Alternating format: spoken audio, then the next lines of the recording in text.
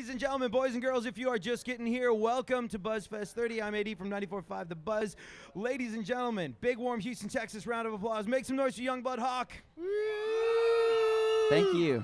Appreciate it. And welcome to Texas. Three of you guys are from Texas, though, Yep, correct? Yep. Three of us are from San Antonio. Right, from right up the road. How does it feel to be? Does this feel like coming home to you? It does. It feels like a homecoming. Yeah, So, absolutely. ladies and gentlemen, welcome them home back to Texas. Woo! We love Texas.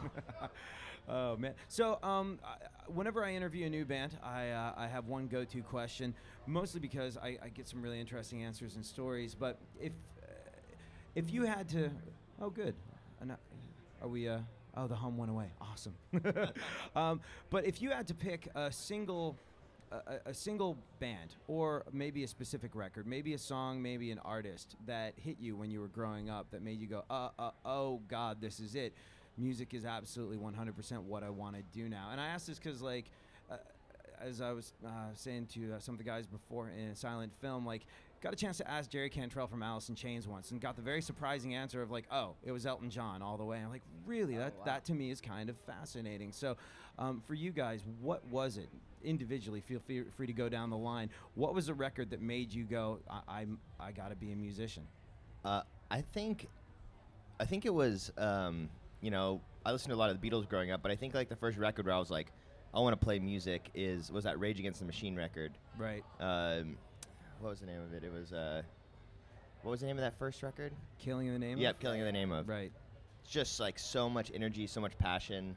It was like one of those records where you're like, my God, I want to do that. Right. You know? Right. I think for me, it was my mom was absolutely obsessed with the Rolling Stones, so that's all we had playing at our house. So I think that that band really just blew me away when I was little, and they still do. And they kind of, I don't know, they made me want to play music. Right. Right. Gotcha. How about you guys?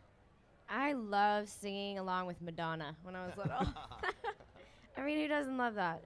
Was there a hairbrush involved? Oh yeah, hairbrush, hair dryer, whatever was available. And what was it? What era of Madonna was it? 80s, Right. for sure.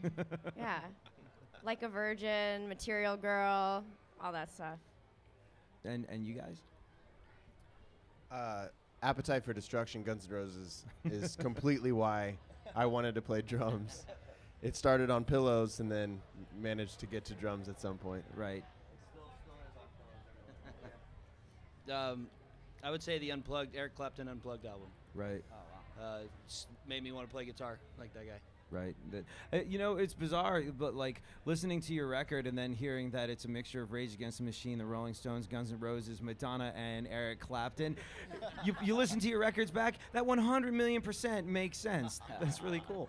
So you guys have been professional musicians for a while. A couple of you guys were in another band that did very well, and I was saying you're like, ooh, that was a different era. I was like, yeah, but how many musicians get to have two separate eras? Usually, like, people are one and done, and that was nice, and you're back to laying tile. And you know, you guys are actually on sort of like round two of an extraordinarily successful run at being professional musicians. And if Rage Against the Machine and Guns N' Roses inspired you to pick up instruments, I'm gonna hazard a guess that the live show is extraordinarily good and extraordinarily important to you. What do you think is more important? For like, is it making records, or is it going out and playing live? I think for us, we got to make records that can translate live, you know, because we think it is both. Right. You know, you have to have strong songs, but also people are paying to come see you and they want to be entertained, so you got to leave it all out on the stage. We're very energetic, and we usually throw up after our shows. So, you know, yeah, it's just... Now, if you could throw up on stage for us here at Buzzfest, that would be... that would be awesome. Yeah. That would be an outtake for sure. Right, right. Justin Bieber did it. Why not you guys? I mean, We're obviously, next. we're just like him. Yeah, I know, exactly. I mean, if it worked for the Biebs, why the hell not? Exactly. So, bearing in mind that you're going to throw down with what is likely to be an absolutely monolithic show, and we're all going to be like, oh my God, they're absolute 100% rock gods when we see you play. Another thing I like to ask bands is, because you hear records and you go, God, this is really incredible. These guys are artists. And then you see them on stage and you're like, they're amazing. And it's really hard to picture folks in bands doing mundane things a lot of the time. So, like, I always find it to be interesting. What was it you were doing before you could call yourself professional musicians? I was we were all doing a bunch of really kind of random jobs. I was washing boats and on a boat lot back in high school before I started playing music. Uh-huh. Absolutely. I've done everything from being a waiter at a retirement center to painting houses to just odd stuff to pay rent, you know? A waiter at a retirement center? Yeah. Like you were the people bringing early bird dinners The to Del Jell-O. Boca Vista? Yeah. I was bringing it up to the rooms, and yeah, it was fantastic. How about you guys? I was working for a nonprofit, actually, that in Texas. But yeah. I worked at a driving range, like the dude driving the little tractor, picking up golf balls. Oh, I 100% try to hit people like you every single Yeah. time I go to the driving range. Yeah, I do too. Still. I've done all kinds of stuff. Most recently, I was trimming trees, climbing trees, and cutting them down. Really? Like, you're a tree surgeon? Yeah.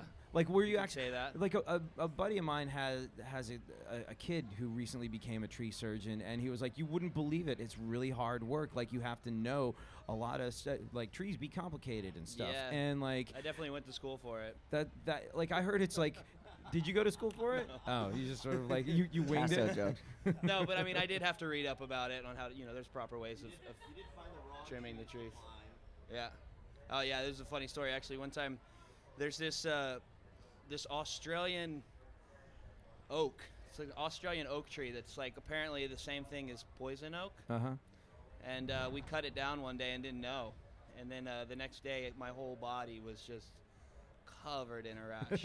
And it lasted like 3 weeks. Did you have to climb the tree? Was there certain sort of like It south was- of the equator parts of your anatomy rubbing up against which were it inflamed was and like painful bear-hugging the next big day for not logs. the good reasons? It definitely spread. Good. Well, if you have a good show after this, remind me to wave hello instead of Yeah, high five. exactly. Ladies and gentlemen, boys and girls, we're so happy to have him here. Make some noise for Youngblood Hawke. Thank you.